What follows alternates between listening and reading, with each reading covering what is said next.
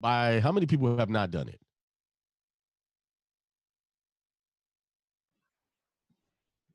I haven't done it yet, Akeem.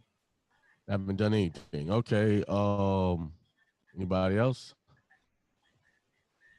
I done everything except for the name change. I'm asking about the name change. I don't know what the everything else means. The name change. Who has not done the name change? That's what I'm talking about. I haven't. All right. All right. So this is some of you have had issues with doing it and it's gotten denied for some reason or another. Only thing I can say with the denials is you could either go somewhere else and do it. Some people have got denied in the where they first did it, and then they went somewhere else, where else, and they got it and they went through. Or you could just appeal that decision. So that means you would have to look up the rules in your local district and find out what how to do an appeal. They usually have little templates for you fill out. I think I even have it how to do an appeal that my son did a few years ago. How to do one, but it's very simple to do an appeal. You just put a notice of appeal. Um, you could say it verbally after they turn you down, but they do want it written and put notice of appeal. You got 30 daddy are being sacrificed. And that's if your stuff's not available, they can't hear it. Sometimes you gotta feel your way through the dark, and I struggled all the way up into the minute. Peace, prosperity, and extreme wealth to all you guys. This is Hindsight Radio. I represent it. The information station changing the nation.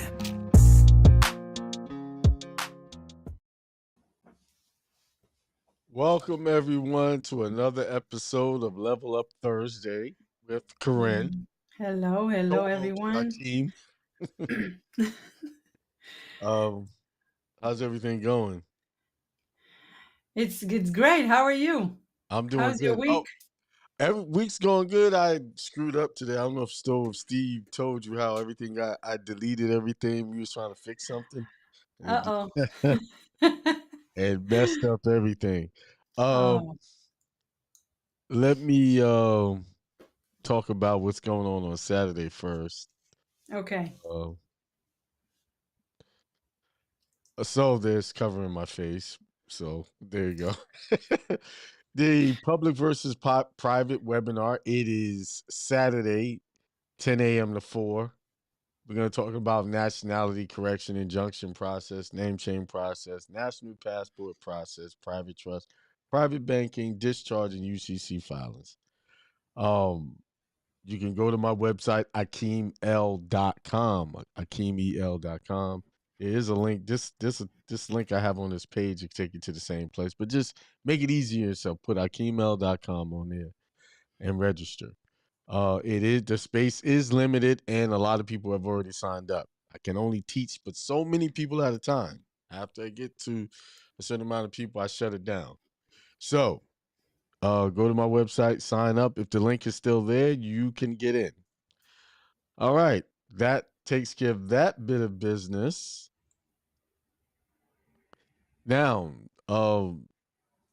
today's topic is going to be How to overcoming your fears and anxiety. I thought about it. I mean, since our last show, I was thinking, okay, what is going to be the topic for next show? And your show on Tuesday, as I shared earlier, confirmed that this is the topic we need to talk about. So fears. hopefully, first of all, our mic is good and sounds is good. And if someone can let us know in the chat before we going in, Yeah, even I check think it's that great earlier. to see King Bay haven't said anything yet. Okay, so hopefully Yeah, we are good. text and said anything. I got the volume on average there, so I think we're doing good. Okay. Yeah. So, So my question is, where do you think those fears coming from and anxiety? Like, um, I guess it depends on the situation. Like, if you have a fear, um, like if you never done something, like some people have a fear of speaking in front of people, public mhm. speaking. That's a fear for some people. I mean, tell you the truth, I think everybody has when it comes to public speaking, I think everybody has the fear, but just some people manage it better. Mm-hmm. Believe it or not, he said the sound is good. Believe it or not, I have a fear right before I do a seminar. Like I Mm-hmm. have, what am I gonna do? That usual doubt comes in and I have to run it off. How am I gonna start it off? And I just start. And then it always turns out good. It's just fears come from worrying about the outcome, Mm-hmm. whether you do good or not, things like that. So, Yeah. So I want to take you back to my high school because I think it's well. Of course every situation is different, but for me in high school, I had fears from exams, from the final exams, because what is the teacher before the exams? Because I used to get like a low grades. Back then, it was like when you get 55 below, that means that you failed. And mm, if you get 56, that means that you passed the test. I don't know how is it right now, but as growing up and the teacher saying something to you that kind of makes you have this little anxiety before the exam, and it build up with in the years of growing up, that you have some type of fears of exams, and right. it can start from school, even from kindergarten, or like you said, we born into that system of that people program in your mind, that they're telling you don't do this and don't do that, but if you don't do this, something might happen to you, or something like if you don't go to church or you don't go to the synagogue. And I'm going to share with you two verses from the Bible that I found it actually what is actually fear. Mm, What is that where is it coming from? Because obviously it comes from somewhere, and you actually took it with you, and you start to believe in that, like you mm. said, public speaking. I know I still have those. I exchange the fear with excitement before we go on a show. You're doing it for 10 years, I'm doing it for a month, and I still Thanks. have that a little bit of a fear of what's going to happen. What if I'm gonna mess up, when I'm not gonna say the right words, and then my English is not gonna be that great. So I think Right. that it's but your show on Tuesday, I must say, confirm that, because you talked about if you don't know where this person coming from, or you don't know his journey, and you don't know what he's been going through or been through, if you don't have something positive to say, Mhm. just don't say it. Right. Right. Because if you want to encourage, because your words very powerful, when they come up, they can either build a person or can destroy a person or Mm, yourself. mhm. So if you don't have something positive to say, and I think I grew up on some people that might scared me a little bit, and I had that fear of what if I'm not good enough, or what if I'm gonna go and speak, and I have those. It's not anxiety, because I don't think I ever experienced anxiety, but as far as fears, I've learned how to manage it, but it's come from my childhood as Mhm. growing up. So, excuse me, that's why I'm like, where does the fears come from? What is your opinion about, if you're going back, Mhm. about what is that? What do you think about? Where does that come from? I mean, society gives us fear. The Yeah, societal structures or how they say we should be gives us a fear. Like, for instance, you use the exams, right? Was the exam is what you were scared of? no, I Wasn't think that it was how whether you were gonna fail or not, and what was expected of you, not living up to the expectations of what the school or your parents wanted. That was exactly, right. exactly, that's Okay, I failed. exactly. You look past that and say, okay, they're gonna be upset and I have to talk about this. That's what created the fear. That's where your real fear derived from. Mm-hmm. So most of our fears that we have are derived from external sources because we don't come into this world with fear. Think Right. about it. When a baby comes into the world, it's ready to stick his hand in the socket. It's just ready to do. It's gonna do all kind of dangerous things. Why? It has no expectations of anything harming them. It doesn't come in with the expectation of something is here to destroy me or hurt. Mhm. There's something that could potentially take my life. Has no concept of that. Mhm. So that shows how we come into this world pure, because where we come from, the real source, there is none of these things we need to worry about. Mhm. So here we have to be programmed with information to survive this environment, this hostile environment that we are in. Is because it can be hostile. You know, you could drown Mhm. in water, you can get burnt by fire. All the time, something could just fall on your head. So, get attacked by a wild animal. So you have to be programmed with certain things. And okay, if you get in this realm, in this dimension, you have to be careful about certain things. So all of our fears are taught to us different ways. You Yeah. know, how our parents react to something we do. Don't do that. You know, they get excited and they put incitement into you.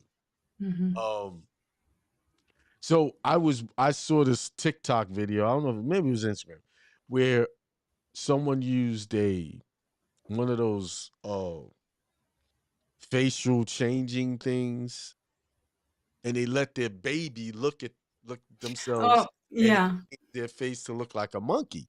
Yeah. Immediately, the baby was happy, and then when it saw this, how it looked in this thing, it became very sad.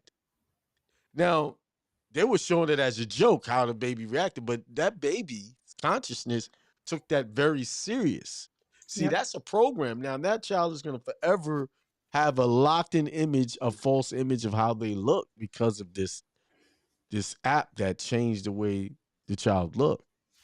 Mhm. A parent did that to their child, programmed this look to be able to look at themselves and not be pleased. See, these are all, so that's going to be another fear of how they Mhm. look, going to create identity issues. Uh, People are really not conscious of what they're actually doing to their minds and to the people around them. Right. So, There is also an app that show you how you're going to look when when you be old. right, So you change your face. So that, like you said, is start to messing with your mind about this is how I'm going to look in 30, 40 years, 50 years. And programming your mind to look old. yeah, yeah, I really think that there's a possibility we may not die or get old. Only reason why we do these things because we've already have it in our consciousness that we do get old and die. It's right. already locked in. It's been programmed since because a child doesn't think about. Think about when you were young. You didn't think about mortality or death or anything. You just did things. And as Mhm. you got older, features started to change. Then you see people passing away. You started to adopt those same thoughts, and now you're just conscious of dying all, a lot of times. The older you get, people get more conscious of it, Right. you know. So I think the words that coming out of your mouth is, as a parent, I'm not a parent yet, but as a teacher too, my mom was a teacher. I always told her, like, say something positive to your students. If they fail at an exam or they're not good at something, it doesn't mean they're not going to learn or they're not going to be good at it. They're just not there yet. And Right. there was an experiment. I think her name was Carol something. She did it on Chicago High School, where instead of telling the student they failed, she said, "You're not there yet." Right. So they didn't think about themselves as a failure. Failure. Because if I was always failing on my exams and I wasn't getting there, and my grades wasn't, it doesn't mean that I'm not smart. Right. But at the same time, when someone makes you feel like you are and you see everybody's success, Right. all the grades goods up around you, but you're not, so it just kind of makes you feel like you're not good or you're a failure. And here's a good example. I think I told you I worked in North Carolina, in this mall. Which one? You said was it Charlotte or Charlotte, North Carolina, right? and he had a kiosk, and I couldn't sell the whole day. I couldn't sell. I don't know what happened. Every demonstration, I just didn't sell. I closed on zero. And Mm. at the end of the day, he came up to me and he says, "Oh, Karin, you're loser zero. You close zero." And I look at him and I said, I'm not a loser only because I didn't close a sale, but imagine saying that to someone with no sell experience, Mm-hmm. and you can literally take his confidence from 100 to 1 in 2 seconds Yeah, by saying something like that. by saying something like that. So, and I What know was the zero product is you a very sell? powerful number right now, because the more you have zero in your paycheck, in your bank account, this is how you. But like I said, if it's not something powerful and encouraged to say to your kids, to your student, to your teams, to your people who works with you, just maybe better is not saying anything, because you don't know what's building up Right, in their mind. right. What was the product that you were Hair selling? straighteners and hair extensions. Oh, It okay. was a very fancy mall in Charlotte. I forgot the name. Talking about the mall South Park Mall. South Park South Mall. Park. Yeah. Right. South Park Mall. Yeah. Yeah, that's probably the out of the mall, that's the biggest mall they got. Yeah, that is the fanciest one. Yeah. Um yeah, saying that to somebody you'll lose it because you didn't sell anything doesn't mean anything. I remember when I started selling cable. Well, I sold before. I sold when I was selling cable when I was in Atlanta, and I did very well.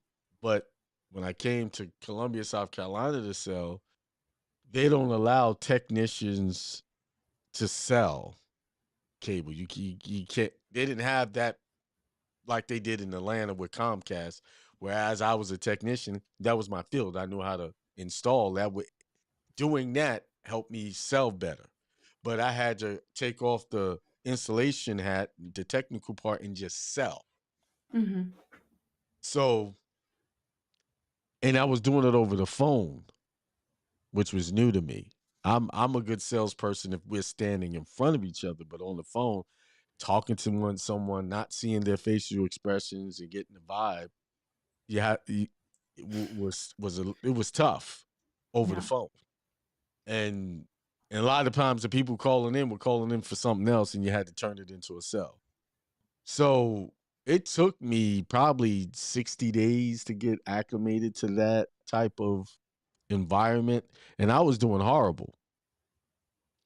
And then they had all these rules. I had to throw all the rules out. To win, I had to throw all the rules out of the window and kind of just do what I knew best and did it.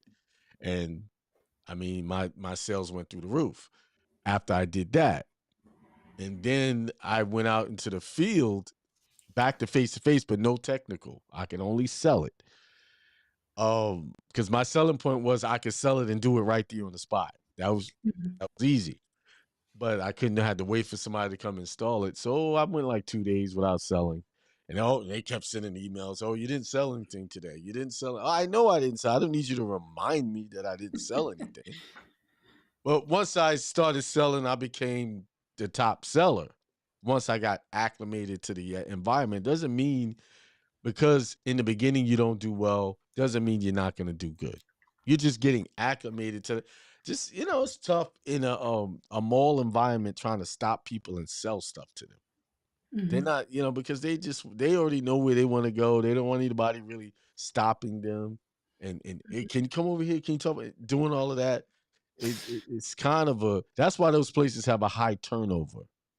The people don't last in those jobs very long because even if they do well, it's just a grueling trying to interrupt people during their day to sell them something. Hmm. But what did you do to get over your fear? I always said to myself, I'm better. I'm better than that person that just told me right now I'm a loser. I'm not a loser. Maybe he's a loser because I didn't make money for his business. Right. So I didn't win, but he didn't win either. How So much was I he always, selling? I'm sorry? How much was he selling? He didn't sell anything. He's the owner. I was the But that's only my one by my, point. right. I can So he didn't guarantee sell you, if he anything. took your spot, he would never be able to sell because he's not a seller. Nope, he's not But the if seller. he was a seller, he wouldn't have ever called you a loser. If he was a Right. guy who knew how to sell things, already know you don't motivate your people by saying stuff like that. Like if I had a Mhm. team of people I was selling, I wouldn't, hey, look at what they didn't do, because now you're focusing their mind on the loss and not the win. Right. You know, you get their mind off of, hey, forget about that. You know, this is part of the business. You're really looking for one or two yeses anyway. You just got it. The more people you're talking to, you're going to eventually sell something. You just Mhm. got to get used to talking to people. And really, you're just learning how to deal with rejection. That's the real learning thing there. Deal with your fear of rejection. Mhm. And once you get over the fear of rejection, you can do anything. It doesn't matter what they say. You just hear it goes in one ear and out the other, and you keep going. Right. And you know, that's the fear. So Fear of guess what I did rejection. the next Yeah. day? What? I came the next day and I sold over $2,000 worth of inventory. And at What? the end of the day, I called him and I said, don't you ever call me a loser again. He probably thinks that motivated you. He thought so, but Right. what motivated me that I'm better than that. Proving I him. know I'm good of what I'm doing. It's just one day is not gonna define who I am because I sold zero sale. It Was doesn't it mean your first anything. day or? No, I was doing it for a while. It's just I came to help a friend, and it wasn't my first day. It just though I don't know what happened that day. I guess Okay. maybe I wasn't focused or I don't know, but I just could I didn't sell that day. Usually I sell 2,000 and up, Okay. $2,000 of selling up, but this day. So again, if you That don't have any had a bad day. special as a, I'm sorry. You just had a bad day. Just I wasn't just your day. yeah, that's it. Yeah. But that's not how you motivate your people. Right. If you're a team leader or even if a manager, Mm-hmm. if you want to the people to you want to show them that they can, that's not the way of saying Right. to someone you're a loser, obviously. Mm-hmm. And it's not the way to how do you say it, train your people to No, you get the don't treat result that you are looking all of for. them losers because, first of all, some people just not built to handle. They take that personal and they'll quit right there on the spot. Mm-hmm. You know, then some people get angry and want to fight. You know, it just depends on that person and what their level of tolerance for that type of treatment is. So you gotta be very Mm-hmm. careful. I mean, Right. I've handled teams of 20 guys at a time, and that's a lot to manage in sales. And everybody's different. The tough talk I can give to one guy, I can't give it to the next guy Right. because their personal experience. And there's some people you don't have to talk to at all. They just go out there and do it. Yeah. You leave them alone. But so If you can pull up Timothy 1 verse 7 and is it First then Timothy or second. Second Timothy? Timothy 1:7. Yeah. Oh, okay. I know that. I'm very familiar with this one. I'll share the screen. There it is. You see it? I don't see it, but Oh, I'm sharing the screen right now. oh, okay. It says, for the Spirit of God gave us does not make us timid, but gives us power, love, and self-discipline. I think this is a different version. Let's change it because it says not because I know in some versions it says not, you don't get the spirit of fear. So I got for God hath not given us the spirit of fear, but of power and of love and of a sound mind. That's from Yeah, that's in the King James version. yeah. Yes. Yep. He didn't. Our God consciousness doesn't give us that. Nope. Yeah. So once you know who you are and where you come from, you know how Yeah. powerful you are. So if you have the spirit of fear, then that comes from somewhere else. Then Right. not good. Right. But Or you can pull up Isaiah 35 4. Isaiah 35:4. Yeah. It's also talk about be strong, fear not.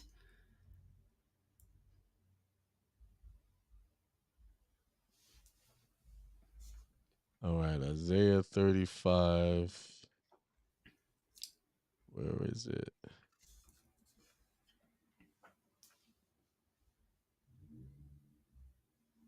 4. Verse 4, right?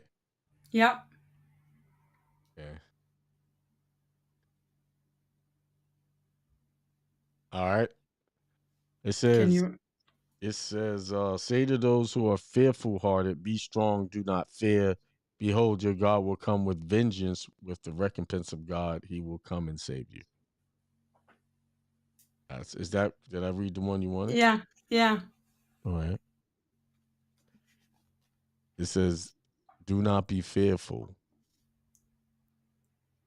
Be strong. Be strong, do not fear. Right. So those kind of really got me to understand that you are strong and powerful, and once you shut down all those external voices and people and toxic influences, I call them, that's when you gain your power again, and you know that the fear is outside of you, it's not within. So you are powerful and strong. So I think that's kind of Yeah. got me in the last, I think, 3 months, Mm-hmm. that I got to know who I am more and know who and getting to know myself better. So it's powerful once you know again This is where you our are. what? 4th show? 5th? We started February 1st, I think. February 1st. So it's about the 5th show. Mm-hmm. So how do you feel now versus the first time you did this? Much better. See, and that's after doing just 4 shows. You're on the 5th show, right? So it's Yeah. not as bad as that fear of expectations. You didn't know what to expect. Doing it's just really not that bad. Mm-mm. Talking, and as you do it more, it'd be like second nature. You just be like, okay, you'll get to the point where you already, you could just flow right in, and then you Right. start creating more and more from that. And that's just 4. This is the 5th show. 4 going on 5 shows. That Mm-hmm. shows it doesn't take that long to get over a fear. Mm-mm. It really doesn't. You probably was over the fear by the time you got to the 3rd show. 3rd show was like, okay, now I'm excited to do it every week. You see, and that's the handicap that cripples people. That they get crippled by that is they don't start. Mm-hmm. They don't just get right in there to get over that period of getting acclimated and realizing this is not so bad. Right. Right? So that's what I always encourage people. Stop thinking about how bad it might be and just do it. Stop just get in there and just do it. Oh, but it's got this, this and that. It's just they make so many limiting excuses in their head and they haven't even tried it. Another example is when you're about to do something that you think is a good idea and you tell other people, "Oh, be careful, you know this and you know that." And it's just they just push all of their fears of off on you. Mm-hmm. I see parents doing it to their children, especially around, you know, the 12th grade. They fear that their kids won't make it in this world. So they push them into jobs and before they really even know what they really want to do. Go get a job, just make you some money, get some money in, and next you know you're trapped in this job and you're not anywhere near where you really wanted to be. And then 10 years go by quick. Right. And you like still doing this. But that's how most people get out there into these situations with these careers, what they call careers or jobs. They just get in there just to make them some money because they were in fear of not being able to make money. So they jump into these situations. Then they get into relationships and have children, and the children force them to stay in those situations because now they have to take care of another mouth to feed. Most people are in situations because of fear of not being able to take care of themselves. They're in these job situations because they fear the alternative of let me just do something and build and work and become self-sufficient. No, I'll just get this. This is easier. Apply for this job and let them take me and make me a slave. You know. Yep. My father always used to tell me, like, find a job that you're gonna have security, benefits, retirement, and on and on and on. And this is what they keep Be telling like me him. since I know. Right. He wants Yeah. he wants you to be like him. He wants you to be safe and secure like he is. But here's the funny part. He wasn't. He never felt safe. I could promise you if you asked him or could ask him. I don't know. Is he still alive today? Yeah. If you just ask him, do you really feel safe and secure that everything's going to be all right in the future for you? I guarantee you he's living in some type of quiet desperation of something might go wrong to take all of what he already built. Right. See, that's not safe and secure. That mental thought that creeps up is not a safe and secure thing. Right. I agree with you. But when you grow up like that, and that's all you hear, and about your grades, and they need to be good because when you finish, and you know what they told me, and I remember, if you're not gonna get good grades, you're not gonna be able to graduate.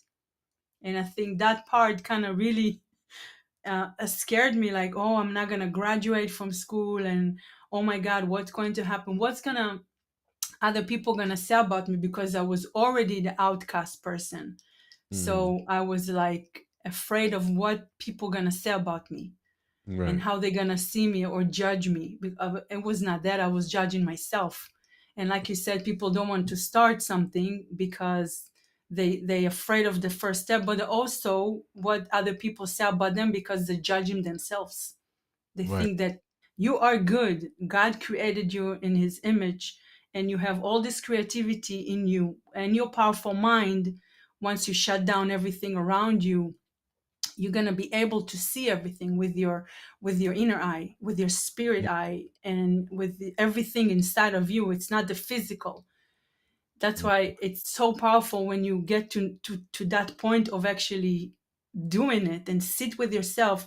And it's funny because the last few days all I'm doing is just writing some stuff down, what I want to do, how I want to do. I haven't be able even to create any content because that's something told me, like, sit and start writing what is that you want and how you want it to get done. Right.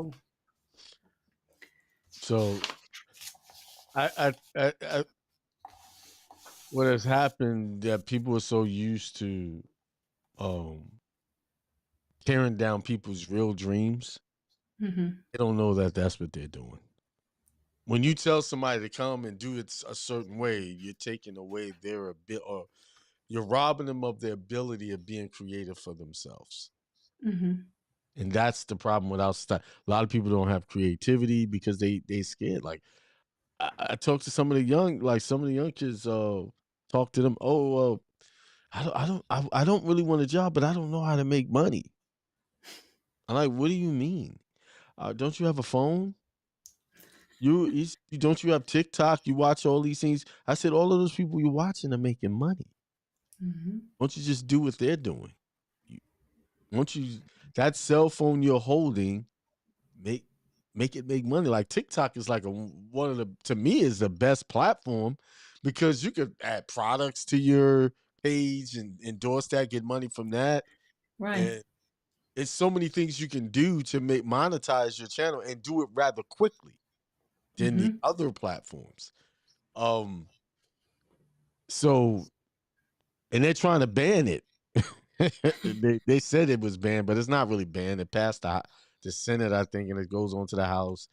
They're just what was really happening. They're trying to ban the use of a certain server that they're using. They want them to change that server, and if they don't, then they get banned. But we're talking stuff that's like literally year or 2, 3 years away. If they do it, they're gonna give them 5 years to comply, and Right. it's just people making all these videos. Oh, they're gonna ban TikTok. No, in the meantime, go ahead and make some money off of it if they do ban it eventually. But people play video games. If you like to play video, get on there just like all these other people and play the video game while other people watch you and make money at it. People just sit there and watch people play a video game. And all of that watch time is they can get money from that. To me, the ideas are easy, but to people who are living in that program space, in that fear space, they can't see it. They see how hard it is. But it's not hard to fill out an application and get up and go to work every day and take your break at a certain time when they tell you to come to work. You come to work on days you really don't want to work. That's not hard. Right. That's even harder. Right. But they do that. Like they do that because they feel that's normal. Right.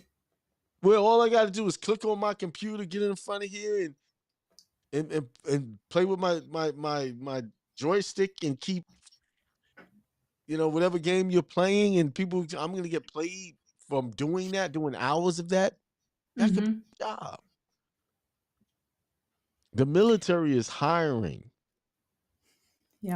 children out of high school to operate drones because of the video games.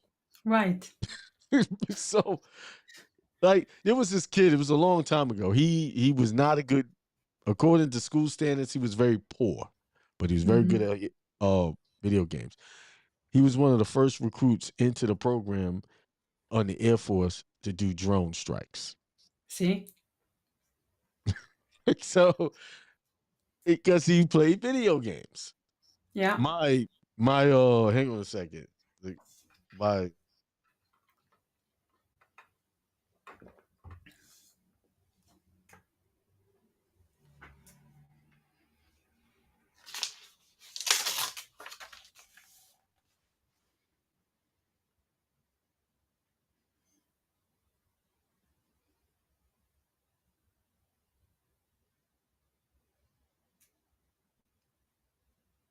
I can't hear you. Oh.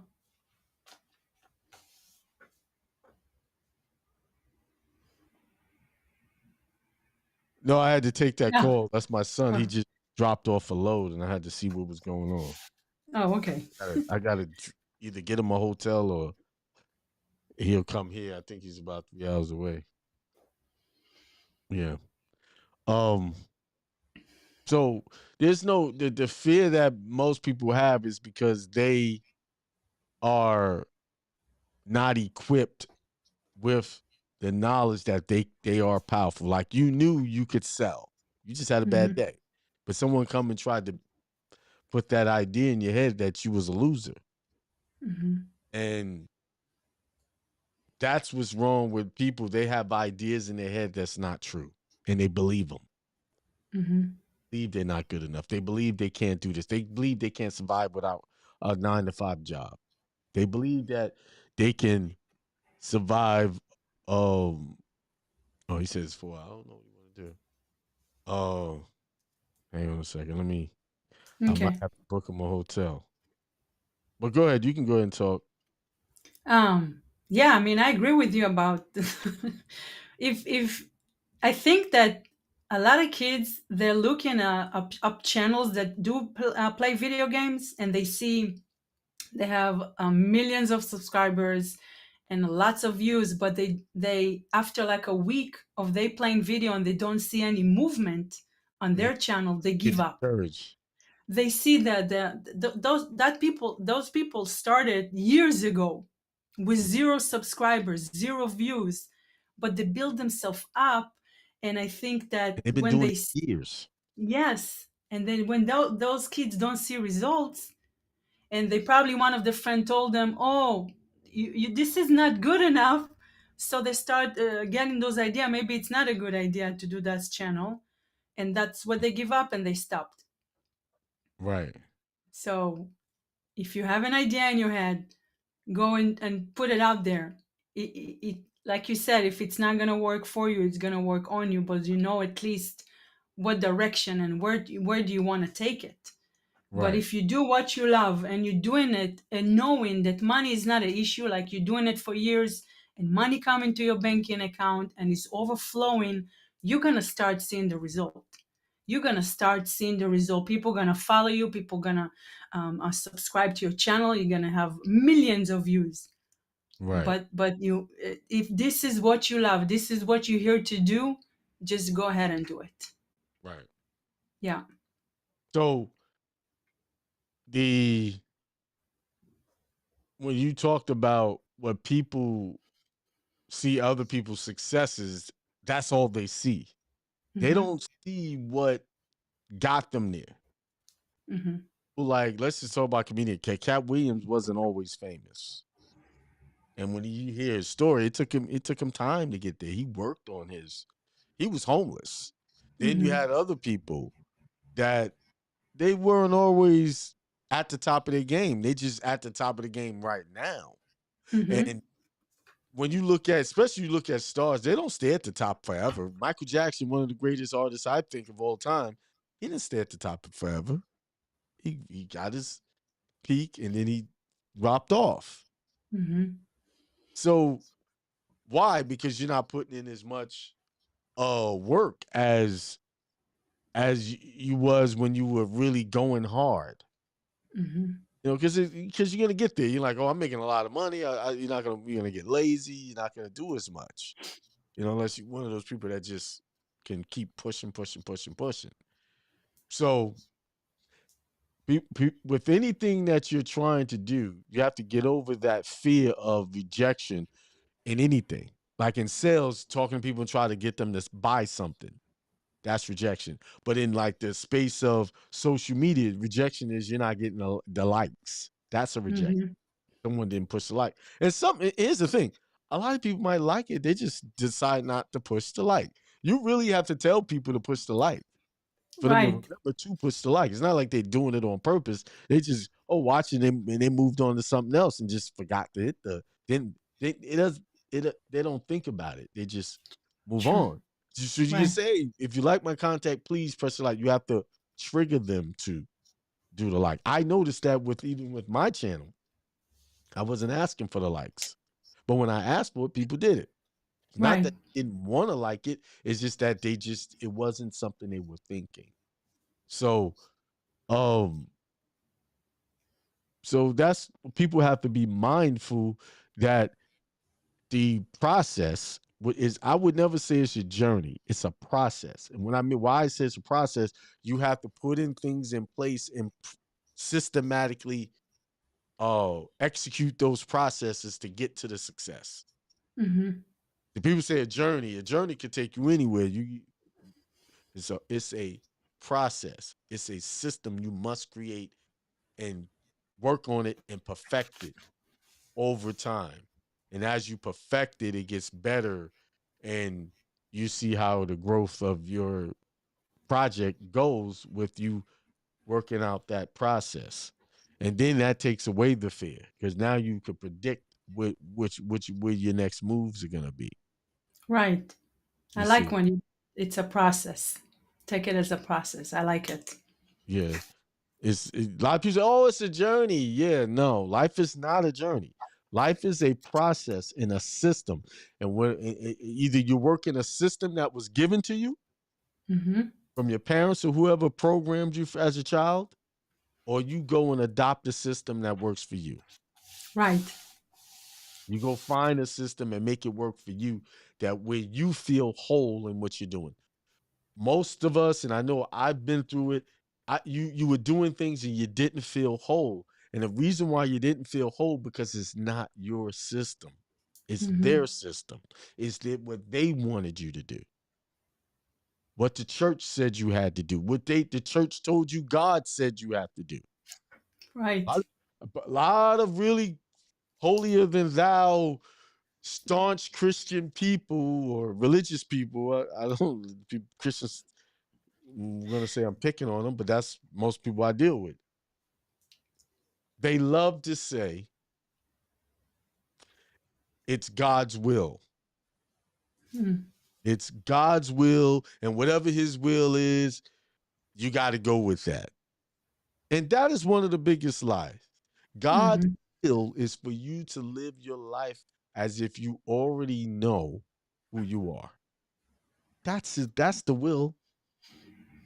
That they, oh God this and God, they just take so much power. Wait on God. God gave you the power. He gave you 2 eyes, 2 arms, 2 legs to be able to get up and move. And all of the senses gave you everything to be able to manifest what you want, how you want it. And a lot of the religious folks don't like it when I say that God didn't tell me what you're telling me. You're telling me God said that. Right. I don't hear God saying nothing of what you're saying. They don't like hearing that. Well, God did. Well, God, see, listen, if there is a God, if the God is tweaking, he's speaking to you, not to me. God speaks to everyone individually. That God Right. voice comes to you on an individual's place, and you'll know it when you hear it, because it's a voice like no other. That it's a voice that does, when you hear it, you don't question it, and you know it. It's not a belief, it's a knowing. Right. And that's the problem with religious folk. They believe. I believe. That believe means there's a possibility that it's not true. True. Right. So, and also LIE is in that word believe. So is the word evil. And all of those are in there. So you, it's knowing. Like I know. No one can tell me what the Right. activities of it, but I know what spoke to me that day. I Yep. know what I experienced. I know the visions. I know. No one can tell me anything. I can't speak to someone else's visions. I can't speak to someone's God voice. I can just say, you need to go find it and listen. That's what's going to tell you the truth. Right. And although a lot of people don't want to admit it, that voice is talking to them and they ignore it. And then how they know what that voice is talking to them, they ignore it. They get in problems when they don't listen. They have problems. True. Yep. Like, oh, I knew it. You over here. I knew it. Something told me. But I didn't. Right. That was the God voice telling them not to do it. True. Something told me. They always identify it as something. The something is the God in you talking to you. That's something. That's what that something is. Let's call it out. Just stop talking about that something. I knew it. I just knew it. And I shouldn't have. Yeah, you shouldn't have, because you was warned. Take responsibility. Yeah. You know, I have a download right now, and I'm thinking, let me see. I'm gonna share it. So for years, you know, the Jewish religion, we have it's a 2 days, so 25 hours that we are fasting. Right. Once a year. And I used to go to the synagogue every year as a kid, listening to all the prayers and everything for hours and hours and hours until we break the fast. But I remember they always told me, like, this is the time when you are talking to God and you ask forgiveness about everything that you did in the last year. Now I was a little bit confused because forgiveness from what? I didn't do anything wrong. Right. I didn't steal, I didn't cheat, I didn't do anything wrong. And when I got to start to know myself better and who I am, I was asking myself, why do I need 25 hours to talk to God and ask forgiveness. And if I won't do that, so something might happen to me, right? This is what they tell me. If God within me and I talk to him every single day and he guide me every single day, I tune in with him every single day. I don't need that 25 hours not to eat, not to drink, not to watch TV, not to drive and everything around it to tune in with him and ask forgiveness. So I broke the record that I was, I think, from 12 years old, and I think 2021 is when I broke the record and I said I'm not fasting anymore. Nothing happened to me. I'm actually better. Like I'm doing much better. Right. Nothing happened to me. No devil came to me. No bad things. Like I am good. I'm grateful. I have my gratitude every day. I'm talking to God within me every single day. And those kind of fears that they put into you when you're a kid, if you don't do this, God might. That is. But you know what's funny? People still do it every year. They fasting for 25 hours. They ask for forgiveness. They don't eat. They don't drink. But then a week, a month after, they're doing all some kind of like sorry dumb stuff. But they said, "Oh, when time will come, I'll ask forgiveness from God. He's gonna forgive me, and I can move on." So It all year round, you're doing stuff and you said, "Oh, this year, this 25 hours will help me will fix to all of get the right." 25 hours gonna fix 363 days of screwing up, huh? So, So I had to share oh, that. It just came to me, and it's the truth. It's the truth. right. And if you don't like hearing it, it's true, because you can't tell me there's only 2 days a year that I can ask God forgiveness or tune in with him and talk to him, and then everybody's saying after the fast that they feel so powerful. They feel like they, I don't know, they're very, very powerful person. And I'm like, you should be feel that every single day because you are God. Right, right, I said that. I said it out loud. right. So they create these systems. That's another system. Just like I Mhm. said, you need to create a system for yourself. That's a system. You pray. Is that what that the Day of Atonement? Is that what it called? That Yom Kippur. Yom It's Kippur. yeah, it usually come September or October. Right. Um yeah. So they create these systems for you to follow, Mhm. and all year long, you're going through doing whatever you want to do, waiting for this day to fix all of that. And it doesn't even work that way, because what you do, how you present yourself prior is what you're going to get back in the future. Mhm. What you invest in is what you're going to get back. That one day is not going to undo all of that, Right. you know? So it just shows the empty spirituality. And and it's also spiritual bullying. Like, you do this, or you're gonna have these bad things. And you don't know that. I mean, you don't know the. I was like that when I was a kid. I was worried about that God was watching every little thing I did. Just worried. In the Mhm. state of, if I do this, God, because that's what was preaching. God, you gotta don't bring reproach on God, and don't bring reproach on us. And there's all of this things. Whatever you do, you're representing God and this and that. And then then I did a few of those things, and I was like, afraid. And then Yeah. as time went on, nothing happened, and I kept repeating itself. Then I just realized, why are you sitting here worried about something that's never going to happen?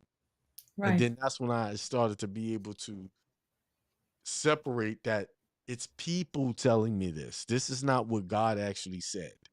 Mhm. Talk to me. Like they blame everything on the devil. The devil this, the devil is a liar. He's this and that. Wait a minute. I never had a conversation with this devil y'all talking about. When I decided to do something I wasn't supposed to do, I made the decision on my own. So people are living in fear that God is going to do something evil, bad to them, Mhm. And he's not even thinking about that. This God is not even paying attention to anything of these things. Right. It made God sound so petty. Yep. He's that petty. Yet you want us to forgive everybody, but God is not going to be forgiving. Mm-mm. If, See? he's going to come and he's going to wipe everybody out that didn't listen, that didn't Right. follow his instructions. Well, if that's the case, I mean, man been wiped out 100 times over by now. Right. Nobody follows just instructions. Yeah. All right. That's all So I have for now. just a quick, maybe I shared that if you going into something that you don't know what's going to happen, or like you have that fear of the first step. First of all, this is what I did and still do, is just saying to myself, okay, I know I have this fear about going into that business, let's say, for Right. example. So I acknowledge it. I'm not trying to hide it, because the more you're going to ignore it, it's gonna get Right. might get worse later. But then I've learned this breathing technique. When you breathe and you hold, when you breathe for a second, you hold for 4 seconds, and then you exhale for 4 seconds. It will Right. help you get back your focus back to right now and what is that you need to do. And Right. then you visualize myself success in that business, and how I'm confident, and I do my public speaking, and or any business that you go into. And then you take small steps. Don't try Right. to take these big steps and like, oh, I'm gonna do it. Take small steps and slowly towards reaching your goal, and that will help you Mhm. become stronger and fearless. And your I am also going to help you become more confident and get to know yourself, and you're going to have a really high self-esteem. Right. So those are the steps that I'm taking. And if you have someone that you can trust, share their fears with them. Those that not going to tell you, what are you afraid of, you're not this, no, those that are going to listen to you and only listen to you. Right. So if you know someone that you can trust, that's actually great to have someone in your corner. Right. And if you don't trust in yourself, become self-reliant, because even if you do find someone that you can trust, they may not be available at times Mm-hmm. to you. So Yeah. that's where you have to become strong within yourself. Yeah. That no matter what, you can push through that fear. Yeah. Because to always rely on someone to bring you out of it is just not going to be. That's not going to cut it. Right. That's called codependency. Yeah. Yeah. I All right. still So need to figure good out stuff. one more thing. Yeah, the Yeah. the word confidence, I think, come from. I still need to research, but it comes from the word confine, which is trust. Right. And when you trust yourself, like you said, I just want to say that Mm. confidence. When you have confidence within yourself and you trust yourself, no one, but no one can tell you you cannot. You're just gonna keep moving forward, and you're gonna make it happen. Either your business, your habit, idea, anything that you just have, and you want to put it out there, and Right. that's it. Yeah. Okay. All right. Another good topic. Another showdown for the books. I guess until next week. You have Yeah. an idea what you're going to talk about next week? Something tell me something about ego, but I need to marinate it a little bit more. This is it's a big Ego, topic. that's a big topic. Yeah. I So think we'll see. everybody's plagued with that ego problem. Yeah. All right. So fears. Yeah. It's nothing to fear but fear itself. Hmm. Fear is it's an idea, it's an illusion of what might go wrong, or what might not be right, or what people might say about you. And if they do say something about you, who cares? You know? Yeah. All right, everybody. Till next week. I'll see you guys on Sunday in Sunday Inspiration. Peace, prosperity, and extreme wealth to all. Good night. Peace. All right.